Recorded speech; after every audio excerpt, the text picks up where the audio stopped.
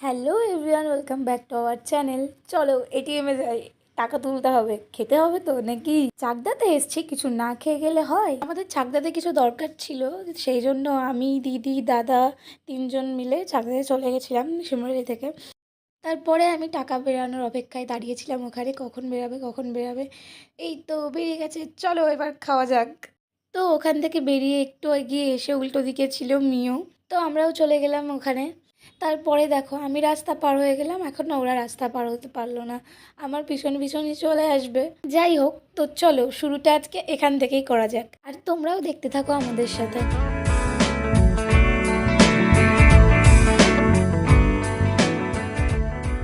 আর তারপরে আমরা ওখান থেকে নিয়ে নিয়েছিলাম চিকেন ইন্টারনেট আর চিকেন ড্রামস্টিক। আর আমি ওদিকে বলতে গেছিলাম যে একটা রেড ভেলভেট আর একটা চকলেট পেস্ট্রি দিতে, ওইটা পার্সেল হবে। ড্রামস্টিকটা ভিতরে খেয়ে নিয়েছিলাম।